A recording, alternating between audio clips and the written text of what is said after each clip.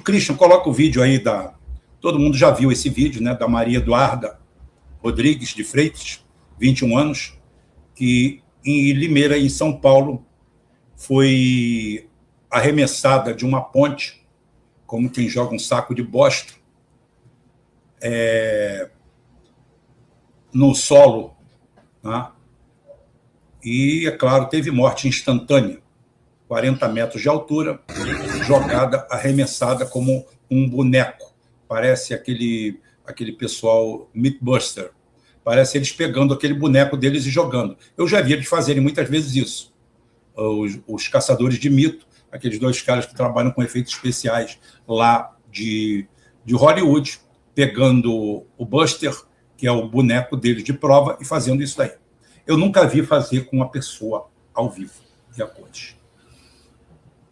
Eu vejo vários culpados dentro dessa cena.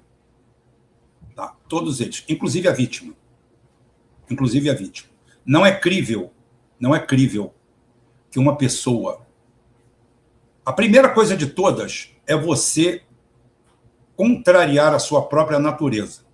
A partir do momento que você contraria a sua própria natureza, aquele código genético que você recebe dentro de você e que as pessoas conseguem fazer com que você burle ele, você sabe o que é o código genético que você tem? É o da autopreservação. Né?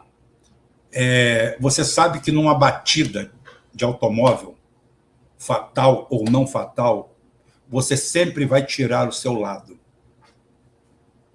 Você sempre vai tirar o seu lado. Que é instintivo, é autopreservação. O primeiro código que você tem dentro de você é da autopreservação.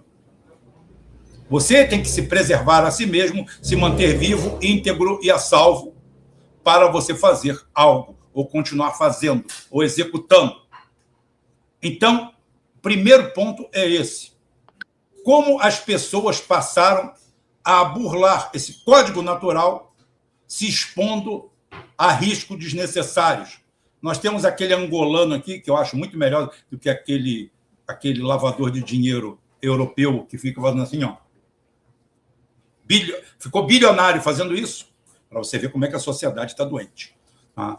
E ele fala, para que isso? Aí eu pergunto, para que isso? Ah, para ter emoção. Ótimo. Se é para ter emoção, não tem o que reclamar. A emoção está aí.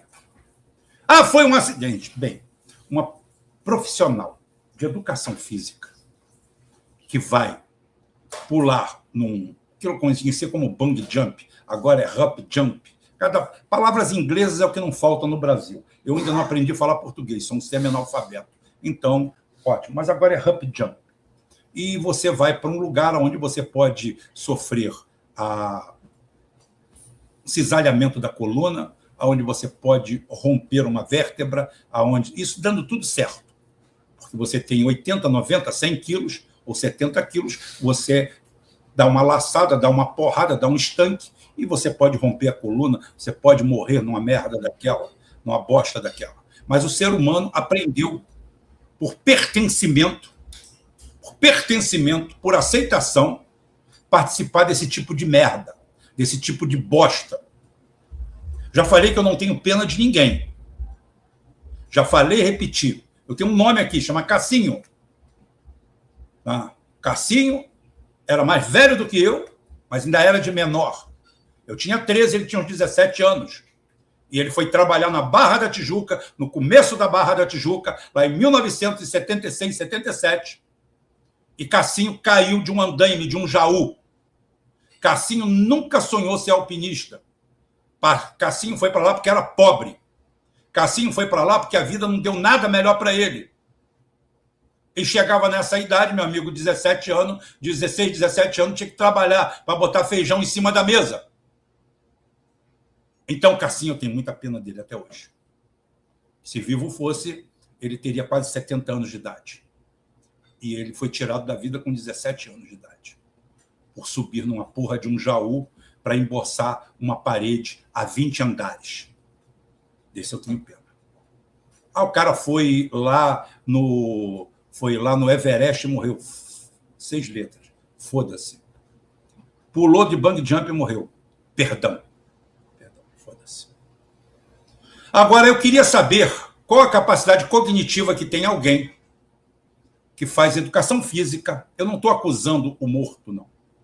Eu estou falando a incapacidade mental e intelectual que a nossa sociedade desenvolveu. O nível de idiotização que diz que eu sei tudo, eu sou o sabe tudo, o Rubão é o sabe tudo. Rubão se acha mais inteligente que todo mundo. Não, eu acho que você faz um campeonato aberto para ser mais burro do que eu. Porra, cara, eu sou burrinho, eu não sou nenhum gênio. Agora, uma professora de educação física, eu vou fazer um bungee jump. Olha, minha filha, nós vamos te levar assim, mas peraí, vocês me deram asa? Me deram turbina? Como é que vocês vão me jogar daqui? O que vai me segurar, caralho? Olha a pessoa que está aceitando ser levada por terceiros para um precipício, professora de educação física, conhecedora básica de fisiologia, de esportes, pelo menos, e sabe, ou deveria saber, como funciona aquele esporte que ela vai praticar, porque, afinal de contas, ela se formou para isso. Aonde estão sendo formados os nossos profissionais? Aonde está havendo o desenvolvimento intelectual da nossa juventude? Como uma garota de 21 anos que é formada em educação física aceita se levar para a beira de um precipício para ser jogada no precipício e a corda não foi lançada no pé dela? Ela achou que ela ia voar?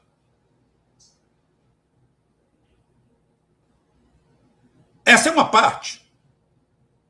A outra é o homicídio. Homicídio doloso, não. Até onde se vê, já saíram várias teorias conspiratórias, não. Aquilo ali é dolo eventual. Aquilo ali é dolo eventual. Na hora, que acho que não sei se foi o Pablo que me passou, não, foi o Felipe que me passou. Na mesma hora eu falei para ele, isso é dolo eventual. Por quê? Porque as pessoas que estão trabalhando numa atividade de risco eminente, fonte de energia iminente, em que você pode sofrer dano, lesão ou morte, e você não guarda os mínimos cuidados com isso, você está concorrendo para um acidente de largas proporções ou até a morte, como aconteceu. Você concorre para isso porque você não está habilitado ou não está nem aí, você não tem treinamento. E no homicídio de dolo eventual, entra quem vendeu o pacote, porque vendeu para uma empresa que não tem qualificação. A dona da empresa entra no homicídio por dolo eventual, porque ela tem uma equipe que não é treinada, que não é capacitada. A menina, infelizmente, é a vítima, já pagou com a vida. Tá? Concorreu passivamente para a situação por outro motivo. Não tem nada a ver. Não importa se alguém chegar na beirada do prédio onde eu estou e quiser jogar. Se jogar, eu falo, não, você não vai pular daqui, não.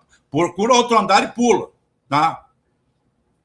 Então é o seguinte, eu não estou aqui acusando o morto, mas eu estou acusando toda uma categoria. Toda uma categoria, toda a população. Tá? A gente... eu sei que o meu caso vamos dizer assim, é um pouco diferente. Eu sou uma pessoa que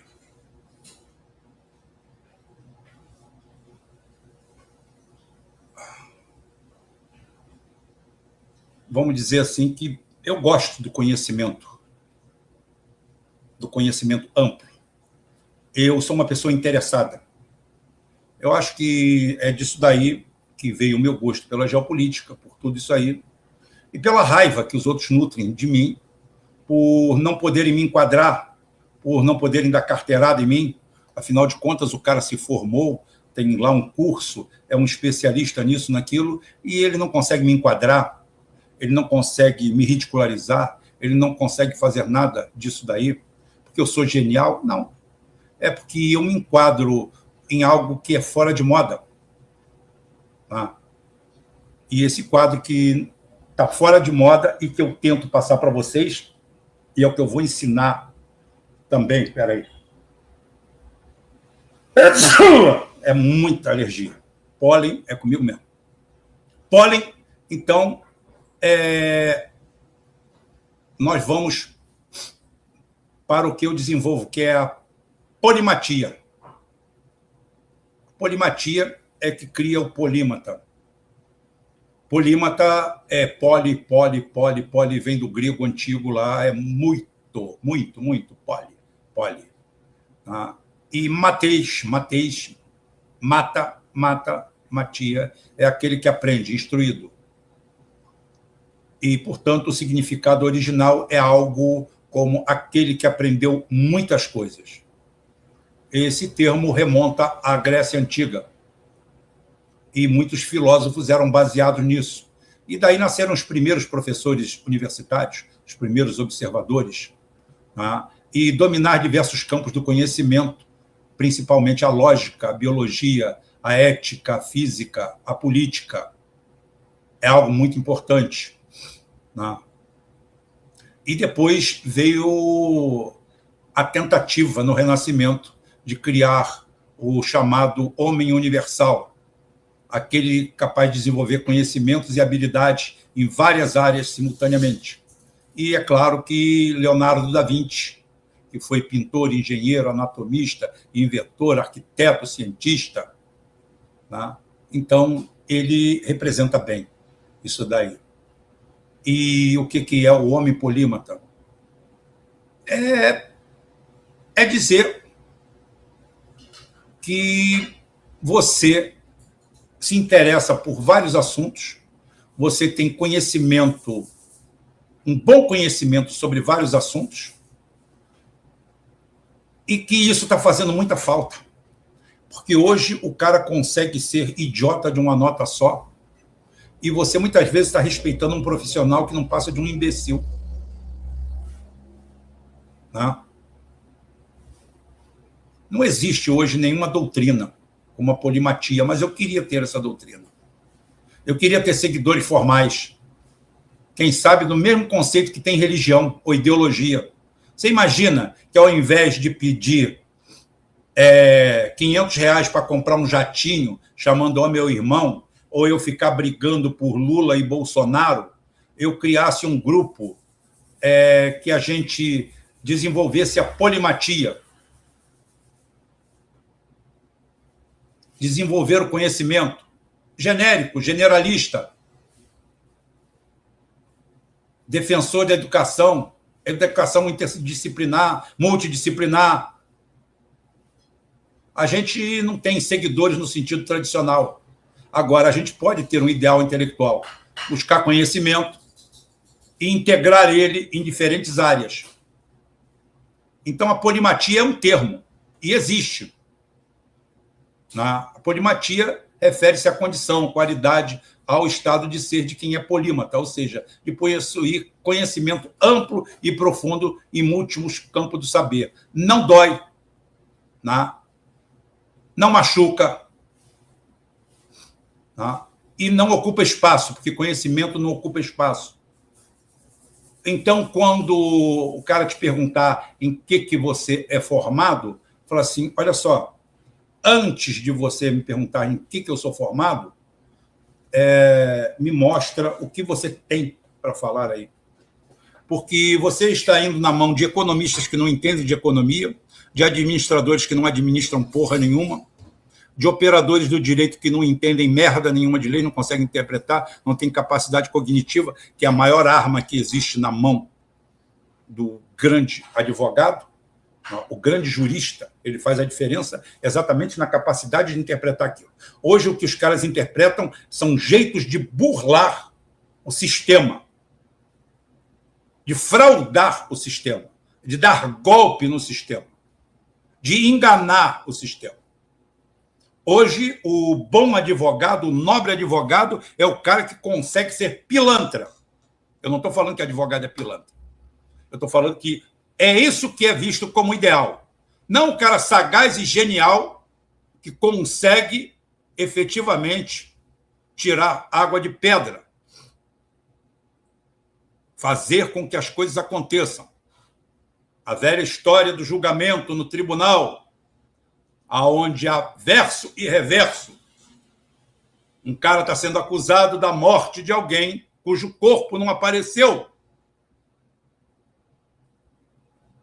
E o advogado de defesa dele chegou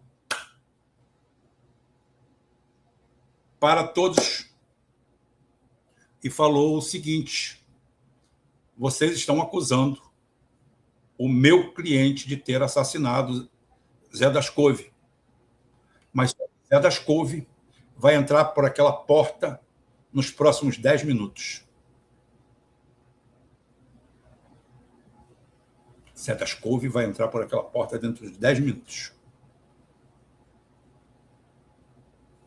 Passados 10 minutos, a pergunta vem: cadê o Zé das Couves? O Zé das Couves não entrou por aquela porta. Sim, mas todo mundo ficou esperando ele entrar por aquela porta. Todo mundo. Então, ninguém aqui tem certeza que Zé das Couves efetivamente morreu. Veio o veredito. E o resultado: culpado!